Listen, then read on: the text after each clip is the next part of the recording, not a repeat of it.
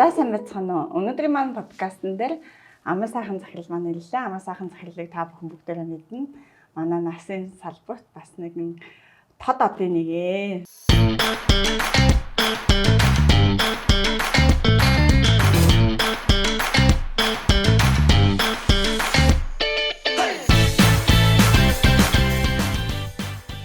За сайн байна уу? Та хүрэлцэн ирсэнд баярлалаа. За баярлалаа. Энэ өдөр энэ сайхан ярилцлаганд бас өрсөнд баярлалаа. Гэхдээ нэгдүгээр залруулгая. За нэг тод одон ч яг зүгээр л энгийн хүн, хоёрт бол захирал биш, профессор Амар сайхан. За нөгөө нэг таныг захирал гэдэг дуудаас орсон болохоор гин захирлаас нь болонгот нь шууд багшаа хичээцөө тэгэл хольж татгаал яваад идэв шүү. Уучлаарай. Зүгээр. За та нэг сайхан өөрийгөө товч танилцуулаач. За баярлалаа. Тэгэхээр одоо өөрийгөө ер нь товч танилцуулнахаар яг хуу миний ерөнхийдөө намтар төвх бол их богинох уу. Нөгөө төгсөөд ажиллаж байгаа байгууллага бол ерөөсөө анхаахан шийдвэрний үндэсний сургуульд одоо 33 дахь жилдээ ажиллаж байгаа. За мэдээж бол боловсрол соёлын хувьд бол харьцангуй харин бус хүмүүсээс жоох ялгаатай юм нь бол бүгд нэрэхгүй болсод шүдний хэмжээ Гаванотын ангаахын сургуулийг төгссөн. За дараад нь Токиогийн ангаах ухааны шүдний сургууль докторийн зэрэгээ хамгаалсан. За тэгээд одоо ангаахын шинжилгээ ухааны сургууль дээр сүүлийн 20 гаруй жил шүдний сургуулийн захирлаар ажилласан 91-р богинохон намтар төвхтөн байгаа. За 1990-ад оны үед та Куб улс руу одоо социализмын үед Куб руу гадаад руу явхад яг ямар байсан тэр талаараа нэг жоохон хуваалцаач. За ер нь бол нөгөө одоо багада шүдэх хөвдөг учраас бас шүдний хэмж болъё гэж мөрөж ирсэн юм шиг байгаа. 9-р ангид Куб явж шүдний хэмж болно гэсэн. Тэгээ нэг мэдсэн чинь 85 онд одоо 10 жилийн одоо энэ нэг нийслэлийн 18 дугаар сургуулийг төгсөөд конкурс өгөө Куб улс руу явсан. 91 онд төгсч ирсэн. За ер нь бол Куб одоо ингэ бодож байхад ер нь Куб улсад сурсан дуудлага, мөрөөдөл, амьдралын түүх маань бас их одоо миний амьдралын магадгүй том хараа зорилго авсан. За миний амьдралын хувьд бас Монгол улсаа шүднийхээ салбарыг өөрчлөх том хараагаа авсан. Миний хувьд бол чухал он жил байсан учраас би бас энэ Кубд сурсан хугацаа миний хувьд бол маш их онцгой цаг хугацаа байдаг. Тухайд ингээд та соёлын шоконд орж ирсэн үү? Кубд очингуудаа Монголоос. Мэдээж одоо бараг социализмын үед бид нар 7 хоног нэг удаа усанд ордог хүмүүс өдөр болгон өдөр 5 6 удаа усанд орно гэдэг бол бас нэгдүгээр амаргүй байсан. Хоёрт спа хэл дээр, гуравт бас одоо нэг хоолунд нь ялгаатай нэг улс орн байсан. Гэхдээ яг Монгол үний бас нэг онцгой давуу чанар бол нэг дасан зохицох чадвар сайтай байсан учраас богино хугацаанд дасаж за тэгээд ер нь бол сайн муу бүх юм л Куб сурсан бахаа л гэж боддог шин. Таны оюутан үеийн үеийнхин чинь хин байгаа.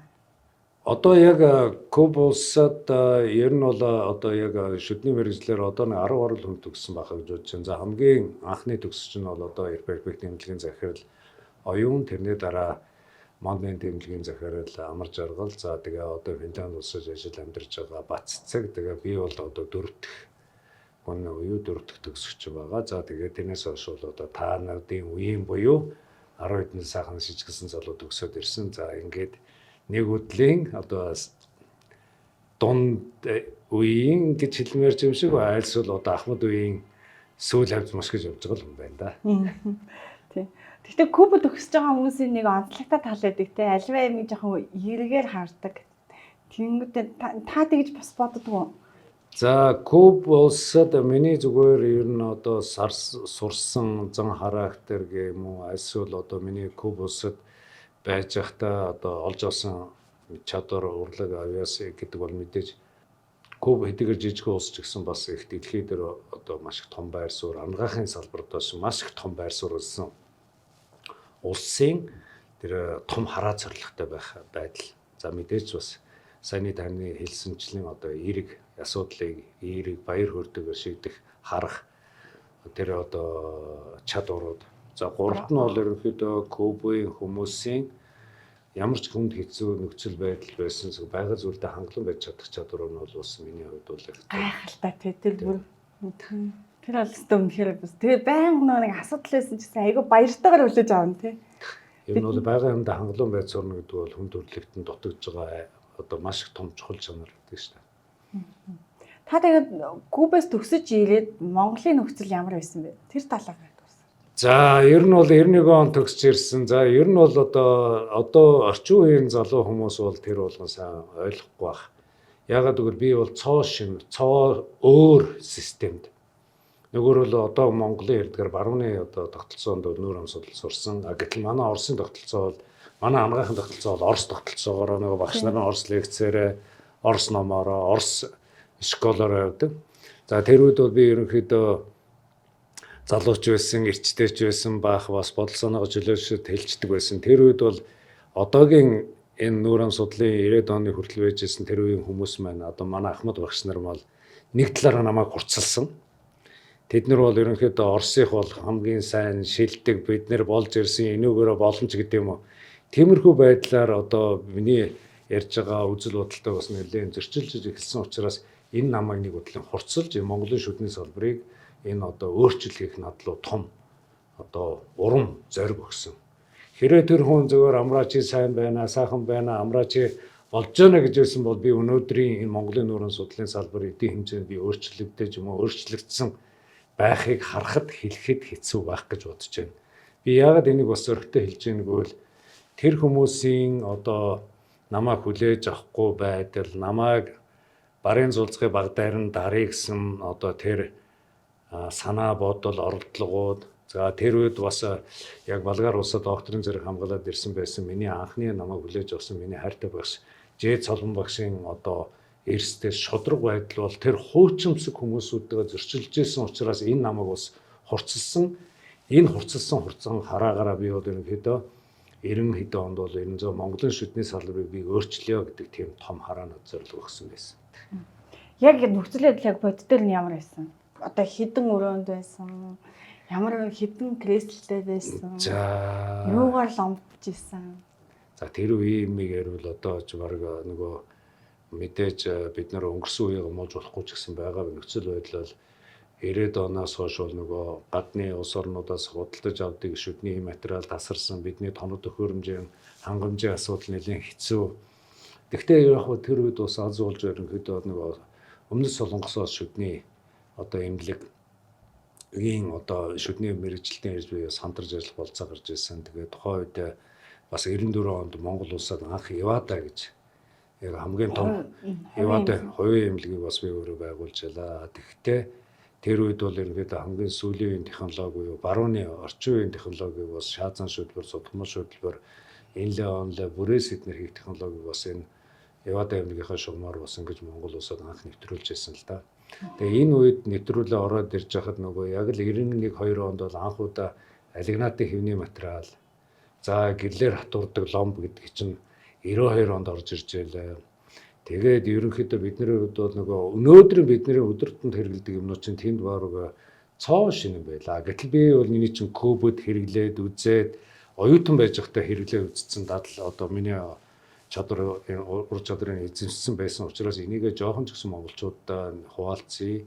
Одоо энэ мэдлэгийг түгээн дэлгээ илгэсэн тийм хүсэл эрмэлзэл байсан. Энэ чигээр энэ утгаараа бас одоо шүдний салбараа өөрчлөлөө гэсэн надад тийм дуудлага өгсөн бодож байна.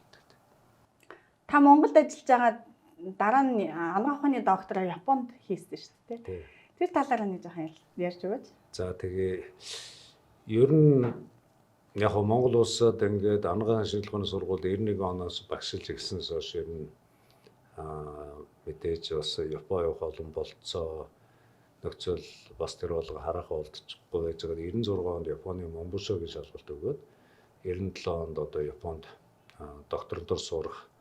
За магадгүй шүдний салбарт бол анхны хүн болоод бас ингэж одоо суралцах тийм бас том болцоо олдсон.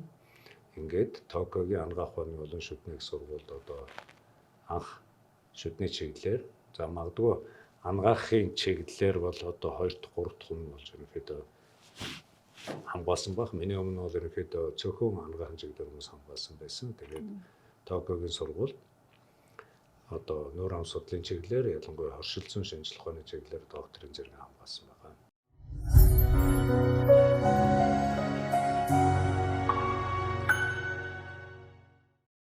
Япон явах нь танд ямар сэтгэл төрүүлжсэн бэ? Одоо ингээд Монголын нөхцөл, Кубын нөхцөл, Японы нөхцөл гэх гурван өөр нөхцөлийг та ингээд харлаа шүү дээ. Тэнцэнээс юу та олж ирсэн бэ? Том мөрөдлөө тээж ирсэн баг тий. Тий. Ер нь бол нөгөө 91 оноос хойш бол би нөгөө Монголын шүдний салбарыг мөрөөдөл маань шинжилгээ гэдэг мөрөөдөл байсан учраас тэгээд олон бас амаргүй замуудыг туулсч байсан учраас Японд очиод би ганцаараа Кубад өгсөд одоо Токио доктор хамгаална гэдэг бол бас нэг бодлын амиа утсан тийм одоо үйл ажиллагаа болов гэж одоо би ерөнхийдөө бол Японд сурч байхдаа хичнээн оюутан. Ер нь бол нийтдээ бол НАСА-ын сургуулийн 20 багшийг бол би сургасан. За Японд өөрийнхөө байранд амьдруулад тийм тийм зарим нь амьдруулаа. Японд одоо яг би нэг 80 гаруй залуу шүдний чиглэлээр 80 гаруй 50 залуу доктор хамгаалчихад байгаа. Шүдний чиглэлээр. Одоо миний явуулсан залуучууд Солонгос нэг 20 гаруй залуу докторын зэрэг хамгаалсан. За Тайванд бол нэг цөөхөн байгаа. За ер нь бол тэгэхээр нэг хүн мөрөөдөл бас зүгээр би мундаг болоод хүчрхэг болоод эрдэм мэдлэгтэй болоод биш. Би жоохон ч гэсэн дээшээ явж байгаа нэг ч гэсэн Монгол хүний дээшээ татъя боловсролтой мэдлэгтэй болъё. Миний хардаг шиг бүгдээрээ хамт харъя гэдэг тийм мөрөөдөл байсан учраас миний мөрөөдөл байсан баг. Одоо ингээ харж байхад ангахын одоо бас нүүр амсгалын салбарын одоо шилдэг эрдэмтэд ялангуяа энэ миний одоо шавнар байж энэ бэлгээ амар санаа сапар гэрэлцүүл ингээ нэрлээд явал нэг 50 гаруй залуу доктор хамгаалсан байна. За энэ хүмүүсийг бас ингээд зарим нь recommendation-ыг бичиж зарим нь бараг хөлийн одоо ганцганд нь хөргөж бүр Японд өөрөө аваачиж зарим нь одоо янз янз Японы ерөнхийдөө 11 их сургуультай би холбоотой байсан. Тэгээ энүүгээр бол ерөнхийдөө олон залуучуудыг бас Японд бэлдсэн. За ер нь бол зүгээр тоолж үзээгүй нэг 300 гаруй оюутан ер нь бол Япон улсад зөвхөн шүдний чиглэлээр бол ерөнхийдөө алсын хараа гэдэг буюу богино хугацааны сургалтаар би бас авч явж байсан. За тэгээ би нэг дараад нь нэг тоолж үзэж байхад анагаахын шинжилгээ ухааны сургуулийн хөгжил гадаад харилцаа ирүүлсэн захир багтаа би нэг Японы 44 их сургуультай холбоодох тоссон юм билээ. Тэгээ энэний хүчин зөвхөн шүд битгээл өөр анагаахын салбарын хүрээнд бол Монголын нүүр ам судлалын салбар, анагаахын салбар бол одоо Японтой өнөөдрийн сайхан харилцаатай байж байгаагийг бас энэ суурийн би өөрөө тавилцсан хүний нэг гэж өөрийгөө үздэг. Тэгээ энэгээр бас талархаж баярж байна. Анх шүдний сургууль ингээд 3-4 өрөөнд ингээд хичээлдэг байхад та яаж одоо Монгол улсын төсвөөс нэгч төгрөг авахгүйгээр тэр 4 давхар байшинг догчуулаад шүдний сургуулийг бий болгоо. Энэ тэр их том зориг мөрөдөл хаанаас бий болов? Тэр зориг мөрөөдөл мэдээж нөгөө Кубд төгсөж ирээд 91 оноос хойш Монголын нүүрэн судлалын салбараа өөрчлөе гэдэг тэр мөрөөдлийн нэг хэсэг. Тэгээд нөгөө ер нь бол 90-ад оноос хойш бол нөгөө нүүр ам судлалын сургуульчин гэдэг боловч бааз эмнэлэггүй байсан тийм үү? Тэгээд бааз эмнэлэггүйгээр хизээч бид нар сайн амжилтдаггүй. Бааз эмнэлэггүйгээр өнөөдөр энэний горыг бол монголчууд амссан. Жишээлбэл зөвхөн нүүр ам судлалын сургууль гэдэг үгүй Монгол улсын хэмжээний сургуулийн бааз эмнэлэггүй байснаас 91 оноос хойш бол ерөнхийдөө жилдээ 40-50 мянган монгол гадагшаа гарч эмчилгээнд явдаг байсан. Өөртөө тамирын хүмүүсийг долоошгосон хэдэн төгрөгөө монголчууд гадаад өрдөг байсан. Яагаад гэвэл Монгол анагаах ухаанд итгэл маш их суларсан байсан. Энэ юу вэ? Нэг бааз эмнэлэг байхгүй.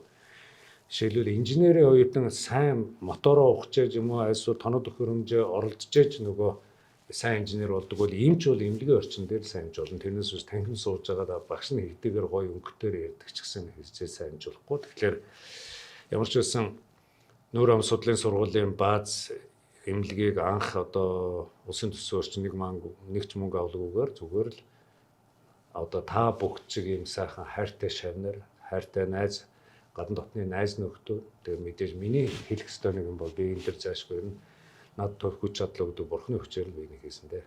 Одоо ингээд нэгч одоо ингээд спонсорыг л олно гэдэг та шийдчихэд ажиллаа хийж штт те.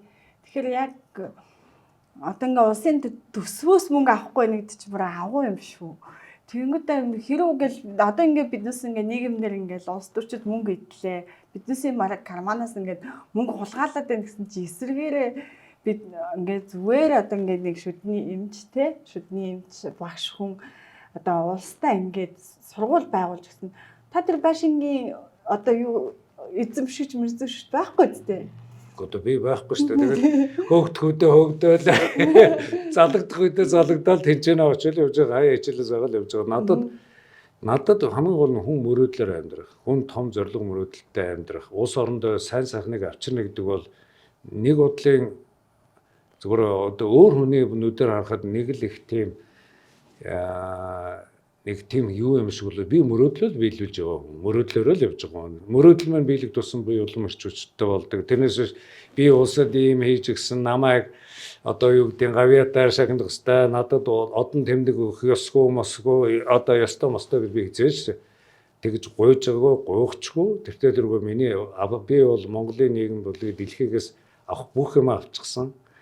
Ангаах оны одоо доктороо Японоос авчлаа, профессороо авчлаа, Азийн ерөнхийлөгч хийгээд үзсэн. Надад одоо юу хэрэгтэй? Урдсан зэрэгэлдээ Азийн урдсан зэрэгэлдээ академийн ерөнхийлөгч хийж байсан тийм. Том ажлыг гэхээр одоо ямар байдг вэ? Хариуцлага өндөр үү? За том ажил хийхээр нэгдүгээрт ер нь зүгээр миний араас олон залуучууд Азийн том шүдний холбооны удирдлага том хараа зорилготой байж би гараасаа гэж үздэг. Тийм ч учраас ер нь Монголын шүдний мэрэгжлийн холбооны нэг удирдах зөвлөг ерөнхийлөгчөөр бол нэлээд олон жил ажилласан. Ер нь шүдний сургуулийн захирал би нэг үе бол ерөнхийдөө бүгдийг хийж үзлээ. Монголын шүднийг дэлхийн түвшинд аваачих нь миний мөрөөдөл байсан. Тийм утгаараа бас Монголын одоо урданч нь бол бид нэг Орос школд бас нэг дэлхийн давцсан дээр тэр болгон гараагүй, танигдаагүй магадгүй бид нэрийг их тийм нэг өргөдөлтөй хоцрогдсон хүмүүс гэж байсан бол бид нар богино хугацаанд бас ингэж өөрчлөлт шинжилтийг авчирч чадсан. За энэ утгаараа бид нар бол дэлхийн одоо яг шүдний салбарын мэрэгжлийн холбоодод би бол нэг 17 холбоог ерөнхийдөө бас хамт байгуулж явсан байлээ. 17 холбоо шилүү Монголын сонгоцлын холбоо, Монголын имплантын холбоо, Монголын гоо сайхны косметик dentistry академи гэх мэтлэнгээр энэ холбоодууд маань периодонтологи академи гэх юм. Энэ холбоодууд маань Монгол улсад бас хөгжил, дэвшил, хувь нэмрээ оруулаад мэрэгжлийнхаа салбарыг хөгжүүлээ явж байгаа. Нэгдүгээр монголчууд богино хугацаанд Азтай хүлэмж зөвшөөрөгдсөн нүүр ам судлыг бий болоход бас төхөн өгсөн. Тэм учраас монголчууд эхлээд том мөрөөдөлтэй байх хэрэгтэй. Хувь хүн. Тэрнээс би энийг давъя, тэрийг давъя, энэний дээр нь гарчи, энэний доор орчихгүй хүн шиг гэж биш. Өөрөө том мөрөөдөлтэй байх хэрэгтэй. Яг гэвэл монгол хүмүүс маш их том түүхээс судлаад үзвэл зүгээр Шингис хаан гэдэг нэг байлдан дагуулагч гэдэг утгаар биш. Өөрөө бид нар том дуудлагатай ард юм, том мөрөөдөлтэй ард юм, томыг хийж чаддаг ард юм, томоор сэтгэж чаддаг ард юм. Тэрний нэг үлдэгдэл нь юм уу альсвал одоо нэг хэсэг нь надад ген надад явж байгаа. Би бос хүмүүс ямар байгааг хэлж мэдэхгүй байна. Хоёрт бол хэн хэдий ч нэг том байх тусан хүн төдий ч нэг бас даруй байх хэрэгтэй. Тэрнээс биш монголчуудыг өнөөдөр бид нарыг алж байгаа энэ монголчуудыг өнөөдөр дэлхийд хамгийн муухай харуулж байгаа юм бол энэ Монголын тамийн тогоос үлгэр сайн явж байгаа тачуунгаа. Тэгэхээр биднүүд энэ тамийн тогоос үлгэрээс гарах хэрэгтэй. Нэгдүгээр даруухан байх хэрэгтэй. Гуравдугаарт бол монголчууд бас өөрсдөө үйл явдлаараа хүмүүст хүлээн зөвшөөрөх хэрэгтэй. Зүгээр нэг одоо юу гэдэг нэг хилтэй устай ч гэдэг юм уу хүнтэй нэг одоо юу гэдэг дарга болчихороо хүнд хүлээн зөвшөөрөгдөнө гэж. Дарга болоод юм уу дэлхийн ертөнцид хүлээн зөвшөөрөгдөнө бол мэдлэг чадвар, авиас тэгээ өөрийгөө авч явдах даруухан байдал энэ бүх зүйлүүд байж байгаа. Би монголчууд Аз зүтгэл дэлхийг ч удирж явах чадaltaй усаар гэж үздэг. Одоо жоохон сэдв өөрчлөхэд та ямар хүнийг шүдний эмч болвол зөвөрөө гэж боддог вэ? Тийм олон жил багшлаад ингээд харж хахад ямар хүн шүдний эмч бол илүү сайн шүдний эмч болох. За ер нь бол зүгээр одоо юу гэдэг 91 оноос багшлснаас хойш нийтдээ нэг одоо зүгээр Ашуусын нүүр ам судлалын сургуулийг 1600 оюутан төгссөн байдیں۔ Тэгээ бас энэ олон сайн амжилттай явж байгаа шавнараараа би бахархдаг. За ер нь бол нэг манай шүдний салбарт бас нэг жоохон одоо анхааруулжтай нэг зүйл бид нар чинь багаар тоглож чаддгүй одоо мэрэгжил штэ. Хамтарч чаддгүй мэрэгжил. Тийм учраас ингээ хараад байхад ер нь бол тэгэл нэг байшин болгонд нэг шүдний амьлаг байдаг учраас би бол ерөнхийдөө Монголын шүдний эмчнэр Монголын хүн амын нүүр амны одоо ялангуяа амны өвчлөлийн асуудлыг шийдэхин тулд хамтарч ажил сурах хэрэгтэй. Өөрийнхөө амбицийг тодорхой хэмжээгээр дарах хэрэгтэй.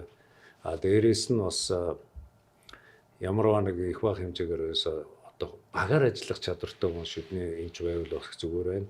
Хүнтэй харилцаж чаддаг. Зөв харилцаж чаддаг. Хүнлэг харилцаж чаддаг хүн бас шүдний эмч болох бол зүгээр болоо гэж бодож байна. Юуны тухайдгөө шүдний эмч гоё, айгүй урд мөнгөтэй болдог гэж бодоод байвал энэ бол бас алдаа болоо гэж бодож байна. Гуравт бол шүдний эмч ямар хүн байх ёстой вэ гэвэл бас жижигхэн шүднээсээ илүү хүнийг бүхлээр нь харж чаддаг. Одоо цогц харж чаддаг тийм чадвартай байвал сайн шүдний эмч болох болов гэж боддог. Зүгээр энэ миний 30 жилийн л ажигласан ажиглалч шүү. Би бол одоо төгс тодорхойлт хэлж чадахгүй юм. Та насны шүдний сургуулийнхаа нээлттэй хийгээ зогсож байхдаа яг юу гэж бодож байсан? Танд ямар сэтгэл төрчихсэн? За ер нь хэр хурдан хугацаанд хийлээ? За ер нь бол нүүр ам судлалын сургуулийг 500 хоногийн дотор улсын төсөөс нэг ч мөнгө авалгүйгээр босгосон. За нэг анги, нэг цонх, нэг эмнэлэг, нэг хаалга. Тэгээд ингээ байхад энэ 500 хоногийн дотор байсан. За энэ бол ерөнхийдөө нүүр ам судлалын сургуулийн миний сайхан хамт олон бас надтай үнэхээр нэг баг болоод бид нэр ямар ч одоо хүнд хэцүү нөхцөл байсан ч гэсэн бид нар урагшаа хараад өдөртөгчүүний нэг зайлшгүй нэг юм бол ерөөсөө өөрөө төрүүлж хардаг, өөрөө томыг харж чаддаг, өөрөө үлгэрлж чаддаг байсан учраас миний хамт олон надад итгэсэн учраас бид нэр 500 хоногийн дотор бид нэр бас энэ эмнэлгээ нээгээд сургуулаа нээгээд Монголын түүхэн анхны их сургуулийн эмнэлгийг нээсэн байна. Миний бас энэ одоо мөрөөдлийн 1-р үе шат байсан. Дараад нь мөрөөдлийн 2-р үе шат буюу Япон Монгол эмнэлгийг би бас ангаан шинжилгээний сургуулийн дэд захирал байхдаа эхэлсэн. 2019 оны 6 сарын 18-ны өдөр Монгол Улсын засгийн газар Японы гадаад байдлын яамны сайдтай Монгол Улсын одоо 2 дахь мөрөөдөл буюу Япон Монгол эмнэлгээ одоо бас нээсэн байна. Миний Монгол улстай эрүүл мэндийн салбарт хийх миний хийсэн том мөрөөдлийн хүч, миний хийсэн жижигхэн хувь нэмэр бол энэ хоёр байдаг.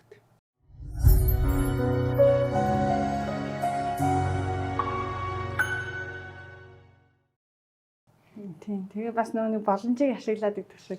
Мэдээж таны мөрөөдлийг хамт харуулсан залуу үе бас байгаа тий. Хамт байсан хүмүүс. Тэр хүмүүстэй бас багш нартай бас баярлалаа гэж хэлье тий. Биднээсийг бас сурч боловсрох эрхийг маань хангаж дээрээс нь боломжийг маань хангасан бол маш том ажил болсон шүү дээ. Та Монголын шүдний эмч нар эсвэл Монголын эмч нарын ур чадварыг гадаадын эмч нартай нэг харьцуулаад яриад өгөөч. Ямар байдаг вэ? За энэ бол их том өргөн асуулт л. Монголын нүүр ам судлалын салбар, Монголын ангаахын салбарыг яг өөрчлөгсөн мөрөөдлийн 30 жилийн ажил маань бас энэ миний энэ одоо хийх дуудлага зүрхний дуудлага маань болсон л да. Яагаад гэвэл би хэлсэн шүү дээ. Танхимд сууж байгаа сайн амжихад болддог. 91 оноос хойш ангаахын сургуулаар одоо сурсан, гарсан оюутан эмч бүгдээрээ л ихэнх нь сайн үедээ азтай нэмлэгээр ордог азгүйн танхимаар явж үзэсгэлэнтэй зүйлээ хагас төвтөө үзэж юмж гарсан шүү дээ.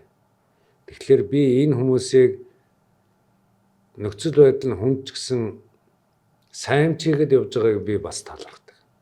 Тэгэхдээ бас заримдаа даанчтай бас ингэж хийчтэй гэдэг имийг хардманд өгнөд байгаа шүү дээ. Бид нэр энэ Монголдо бид нар мундаг, бид нар сайхан гэж явах биш. Дэлхий бас хүмүүс манай ангаахыг бас ингэ хараад өгнөд явж байгаа учраас дүгнэлтийн бол би хийхээс үүдээ миний хийх юм бол өөрчлөлт, шинжлэх, шин төвшөнд авчих, дэлхийн төвшөнд авчих байсан. Тэгээ мэдээж одоо бас ингээд сүүлийн жилүүдэд бас одоо эрүүл мэндийн салбар ус төр засгийн анхаарал байгаа учраас олон сайхан хагалгаанууд хийж монголчууд бас сайн эмчилгээ хийж байна. Тэгтээ бол бидний ч бас алдаа дутагдал гашуун юмнууд их байсан шүү дээ. Тийм ч утгаараа Монголын одоо жилдээ энэ яагаад сэтгэл өвчжсэн гэвэл бидний зүгээр 2012 онд хийжсэн судалгаагаар жилдээ 40-с 50 мянган монгол гарч ирсэн. Албан босдоогоор бол 400 сая доллар гарч ирсэн шүү дээ Монголоос. 400 сая доллар гадагшаа жил болгон. Тий. Монголоос гараа явж ирсэн. Одоо жишээлбэл наацхан жишээ илэгний одоо илэг шилжүүлэн суулгахад Солонгост 200 сая вон штэ. За тэгээд одоо энэхэд 70 80 мянган долларч гэдэг юм уу. За тэгээд дээрэс нь монгол хүн бол ерөнхийдөө Солонгос би 2018 12 оны Солонгосын эрүүл мэндийн яамны статистикийг зөвхөн одоо жишээлбэл дурдахад Солонгосод медикал туризмаар бодит их орлого оруулдаг улсаа ингээд жагсаагаад өгсөн Монгол 3-т байсан. Яагаад гэвэл Хятад Оросын дараа. Гэтэл монголчин 3 сая хүнтэй. Гэтэл Хятад хэдэн тэрбум 400 сая, Орос 200 сая хүнтэй.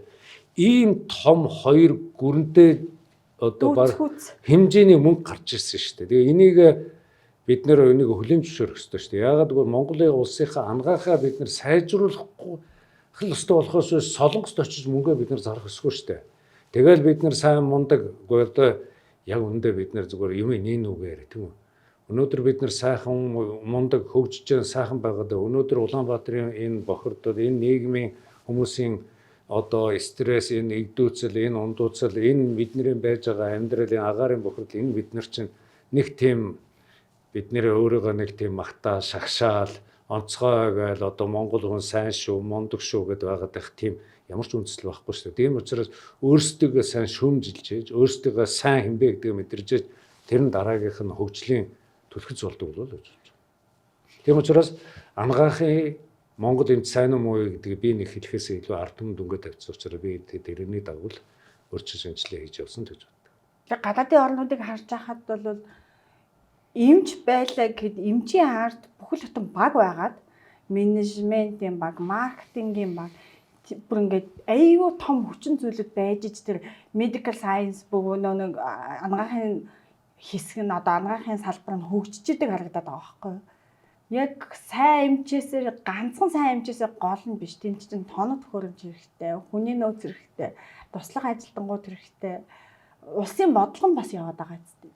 Тэгээ энийг бол 6 нар бол том юм биш. Бид нар ч одоо асар их мөнгө эрүүл мэндийн салбартаа зарлаа. Нийгэм одоо бидний эрүүл мэндийн даатгалын 236 тэрбум төгрөг элэгний ВЦ вирусыг эдгэхэд явлаа. Монголчууд энэ ч чухал тэр ч чухал гэдэг Монголынхаа эрүүл мэндийн салбарыг тэр чигээр нь өөрчилж шинжлэх багаар нь бэлдэх хүмүүсийг одоо энэ эрүүл мэндийн салбарт ажиллах хүмүүсэд хангалттай цалинжуулах мөнгөийг бид нэр одоо зарлаа шүү дээ. Үр дүн хаана. Тэгэхээр би энийг л өөрчлөе гэж болохоос биш одоо бид нар сайн байна. Одоо юу гэдэг эмчийн ороос Солонгос шиг бас хитрхи рекламдаал тийм маркетингийн баг байх хэвээр ийм юм байх хэвээр гэж байгаа үү. Хамгийн гол нь эмч өөрөө сайн мэдж байх хэвээр сайн бэлтгэгдсэн эмч байх хэвээр сайн зүрх сэтгэлтэй бас тийм эмч байх хэвээр энэрэнгүй юм хүн байх хэвээр бусд нь бол тэгээд араас нь тэгээд дагаад болно гэж тийм. Тэр нэг эмчхэн бас байнга өөрийнхөө ур чадварыг сайжруулдаг байх хэвээр тий. Гадны одоо мэдээл одоо пепрууд байнга уншдаг байх хэвээр. Гэхдээ одоо наадах чи одоо би бол ангаахын багш хүний хувьд бол одоо 30 хэдэн жил ярьж байна. Хүн насанд орсдгүй л суралцж байгаа хэвээр.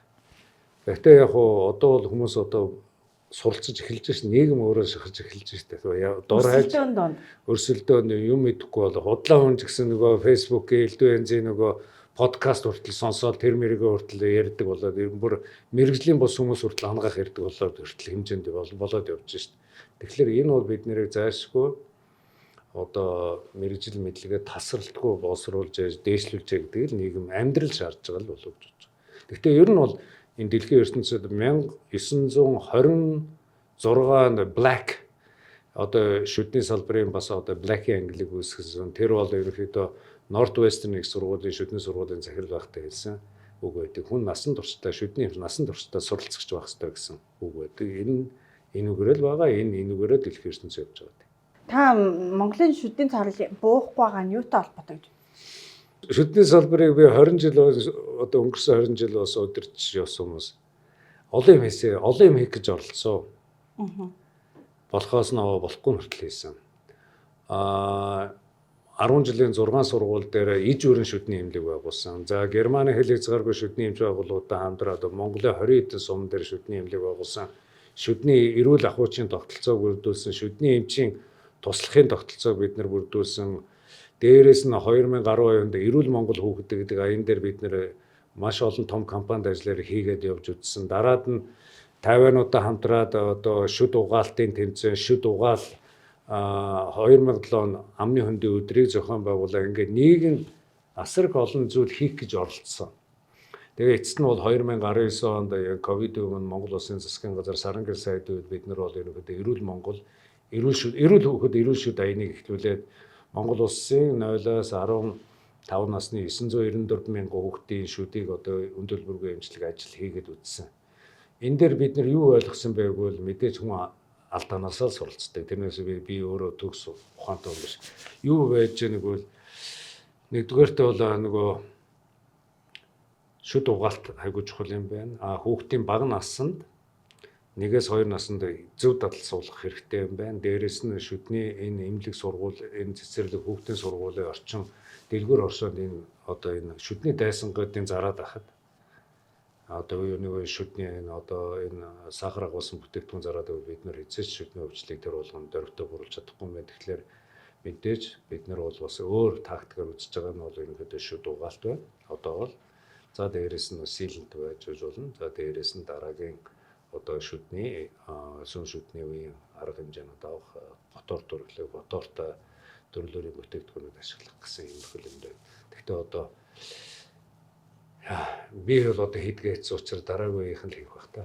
За манай подкаст маань болохоор шүдний цоорл тэг гэсэн нэртэй. Тэгээд бас тодорхой хэмжээгээр өөрийнх нь зүгээс манай хамт олонны зүгээс нөө шүдний цоорлыг бууруулах нийгэмд бас хүргэх тийм нөө сонирхолтой. Тэгээ ер нь бол биднээс шүдний цоорл хийх гэдгийг бол урд нь болохоор зөвхөн шүдний эмчнэр хоорондоо мэддэг байсан юм шүү лээ.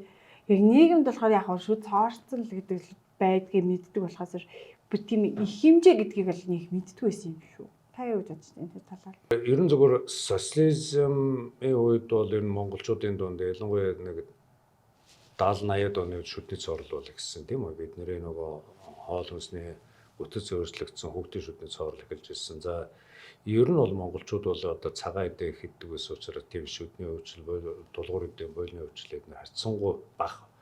Одоо ярилцсан цагаан шүд дээр түүхэндээ алдартай ус уусан бид нэр энийг мэдж байгаа. За тэгээ ер нь 70-аад оноос хойш бол ерөнхийдөө бид нэр хоол хүнсний бүтэц өөрчлөлт сахар агуулсан бүтээгдэхүүн, чихэр агуулсан бүтээгдэхүүн хийдснээс шүдний цоорл эхэлсэн. Бас дэлхийн ертөнцид ч гэсэн бас энэ шүднээс одоо өвчлөөс болоод хүмүүсийн бие орны зүйл олон төрлийн өвчин үүсгэж байгаа гэдэг хүмүүс судлаачид гарч ирсэн. Урд нь бол ерөнхийдөө ангаах шүд хоёр нь жоохон тустай. Ер нь шүд гэвэл нэг хүн тоодгүй. Шүдний эмч гэхээр нэг чухалчилж үздэггүй. Нэг тийм тиймэрхүү хандлага бол ерөнхийдөө байсан. Монгол улсад ч гэсэн ялангуяа нэг тийм шүдний эмчийг одоогийнх шиг ийм бүүн байгаагүй байхгүй. Нэг мөнхийн амны эмч юм уу ерөнхийдөө жоохон тийм хүмүүс нэг тийм сонирхолтой байсан. Одоо бол ерөөсөө хамгийн бүүн болж штэ. За тэр нь бол ерөнхийдөө шүдний өвчл их болоод ирээд тэгээ бид нар ч одоо бас үндэсний хэмжээний судалгаа, шинжилгээ, янз янзын дата гаргаад ирэхгүй энэ шүдний өвчлж байгаа ерөөсөө асар их болоод ирээд энэ бол хайлг эрд эдийн засгийн асар их том дарамт үүсээд байна тийм үү. Одоо шил нэг хүүхдийн шүдэнд амд 5-6 шүдтэй байхад ямар их эдийн засгийн хувьд одоо хүнд байх уу, дарамт байх уу тийм үү. Яагаад гэвэл бас нэг талдаа бол шүдний эмчилгээ үйлчилгээний бараг 90% нь ховд шилжчихсэн. 10% нь улсад байна. Гэтэл шүдний эмчилгээ өөрөө даатгалд орохгүй. Шүдний эмчилгээ өөрөө бол их өндөр өртөгтэй. Тэгэхээр энэ нь бол айл гэрээ санхүүгийн хувьд бас хүнд байгаа учраас энэ өвчлөл хоёр одоо бодлогын хоёулдаагүй байдлаас болоод энэ бас одоо өвчл ихссэн нэг юм байгаа. Дээрээс нь улс маань бас шүдийг тэр болгон анхаараагүйс бол улсын салбаруудаага хаасан, цөөлсөн, багасгасан, ач холбогдол багтаа болсноос болоод хөдөө орнуудад бас шүдний өвчл бас нэлээд одоо эрс өссөн тийм тал байна л да.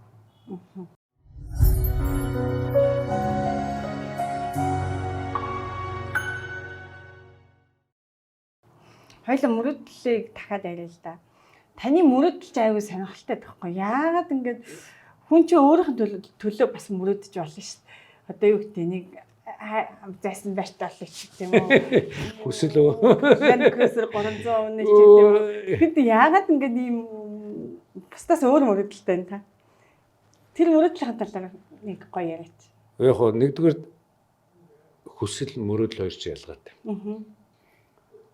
Феррари өнөө гэдэг юм уу гой байшинд амьдрыг л энэ бол хүсэл. Мөрөөдлөгдөж чи өөр юм гэдэг. Мөрөөдлөгдөж чи бусдыг нийгэм сайн сайхан авчирдаг юм мөрөөдлөгдөж. Мөрөөдөл гэдэг бол ерөнхийдөө зүгээр нэг тийм бидний нөгөө хүслээ шимдэг шимнэр биш. Тийм учраас би өөрөө бас нөгөө одоо мөрөөдлөөр амьдрал мөрөөдөл маань биелдэг учраас би бас энэ нийгэм дээр нөлөөтэй мөрөөдөл биелээд мөрөөдлөөрийнхаа дагуу улс орондоо өөрчлөлт шинжил авчирж байгаа учраас би бас энийгээ бас хүмүүст ярих дуртай. Би ингэж мөрөөдөд ийм болж байна, ийм мөрөөдөд ийм байж байна. Тэрнээс би хүслээ яриад яах юм чам энэ нийгэмд ямар ч ашиг байхгүй шүү дээ. А гэхдээ нэг талдаа бол энэ золиостой л доо. Би Японд өөрөөгөө бодоо би жишээлбэл Японд байж байхдаа сард $300 Монгол руу ирдэг байсан. Уцаар одоо энэ багш нарыгаа энэ анагаахын сургуулийнхаа залуучуудыг залуу багш нарыгаа Японд сурах га за ингэ шүү тэгэн шүү. Би Япон энэ одоо жишээлбэл нүүр ам судлалын сургуулийн эмнэлэг байгуулах гэж явж байхад яг үнэндээ бол би усын төсөөс мөнгө аваагүй хинээс ч аваагүй миний эхнэр миний гэр бүл энэ дээр бас тодорхой хэмжээгээр миний ард бол болж ирсэн. Миний гэр бүл миний энэ бас олон зардал мөнгө төгрөгийг гаргаж намайг сэтгэл санааны дэмжлэг өгөөж өнөөдөр ард минь чимээг зогсож байгаа. Би өнөөдөр сайн явж байгаа бол энэ миний сайхан эхнэрийнх, миний гэр бүлийнх. А тэгвэл энэ бол би юу гэдэг өнөөдрийн байж байгаа хинээс ч илүү том эмнэлэгтэй байх болцоод байсан. Хинээс ч илүү баян байх болцоод байсан. Би энэ ядуу улс оронд би ганцаараа баян байгаад яах юм бэ? Энэ ядуу улс оронд ийм одоо юу гэдэг нэг онцгороо би алтаар бие очиад яах юм бэ? Би энэ ч Феррари унаад яах юм бэ? Харин энэ ард түмэн хөгжих хэрэгтэй байж тээ.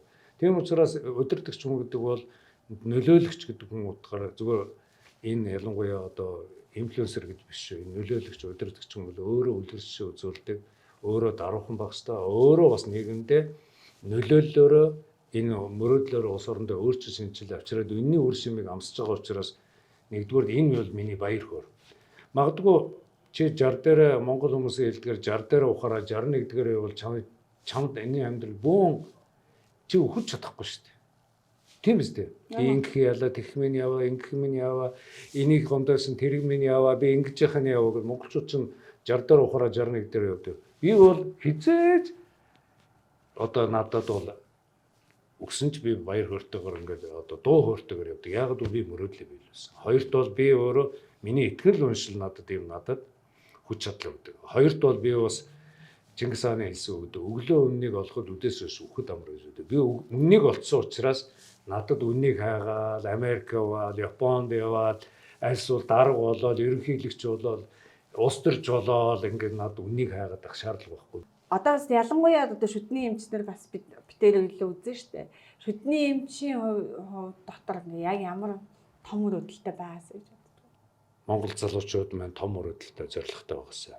Зүгээр нэг 3 жижигхэн дөрвөлжингийн хооронд мөрөөдөл зорилго хүсэл нь байдаг гэсэн. Энэ 3 жижигхэн дөрвөлжин гэдэг бол эмнэлэг гэдэг дөрвөлжин, гэр гэдэг дөрвөлжин, машин гэдэг дөрвөлжин. Энэ 3 дөрвөлжингийн хооронд амьдралны явсаар байгаа дуусчих үү гэж би бас залуучуудаа том мөрөөдөл зорилготой байгаарай. Тэгээ тийм учраас хэрвээ магадгүй хизээ нэгэн цагт би магадгүй нэг 80-таа дэм үү 90-таа би нэг дурсамжийн номоо бичих байхаа. Одоо бол би мөрөөдөл маань миний дурсамжаас их байгаа учраас дурсамжаас илүү том байгаа учраас би илүү их залуужиж илүү их ирч хүчтэй байна. Хүний нөгөө Эйнштейний хэлсэн үг гэдэг чинь дурсамж чинь мөрөөдлөөс их болоод өрөөл та огширч байгаа гэж. Тэгэхээр би өнөөдөр дурсамж ярьсангүй түүх ярьлаа. Тэгээ мөрөөдөл зорилго урагшаа Монгол улс маань хөгжин дэвшиж монголчууд миний дуртай номын үгээр дуусгах эсвэл биш толгой болно. Монголчууд явсан, суусан газараа бид нэр өрөөгдөх болно. Энэ монголчуудыг хараад дэлхийн улс орнууд шагшигдах болно. Энэ монголчууд үнэхээр бурхан эзэндээ өрөөгдсөн улс орныг хараад дэлхийн ертөнцийн хүндлэн магтахуулах тэр цагийн төлөө би одоо явж байгаа л гэж байна. Манай подкастт хүрэлцэж ирж өөрийнхөө үнэтэй цагийг зарцуулсан амар сайхан багштай баярлалаа. Тэгээд таны ажил үйлс чинь улам амжилт хүсье. Тэгээд улам том мөрөөдөрөө бид эдийг бас улам том мөрөөдөлтэй болгоорой гэж хэлмээр байна. За баярлалаа бас энэ сайхан нэвтрүүлэгтээ бас урьж оруулж бас тэр болгон ярьдгөө өөрийнхөө бас мөрөөдөл зорилго тэдгэрийн биелэл мөн дээрээс нь бас энэ Монгол улстай авчирж байгаа олон сайхан шинжилгэүүдийн талаар бас хүмүүсүүд урам зориггоор одоо зарим нэгэн зүйлийг ярьсан бол би баяртай байна. Магадгүй бас зарим хүмүүсүүд миний талаар ярьсан талаар одоо сэтгэл гансрах нь юу юм, гомдоох нь юу юм. Гэхдээ бас зарим нэг хүмүүс бодуулахаар ярьсан бол энэ миний л дуу хоолой, энэ миний л амьдрал. Тэгээ би бас бүгдэнд нь талархлаа, баярлалаа. За баярлалаа.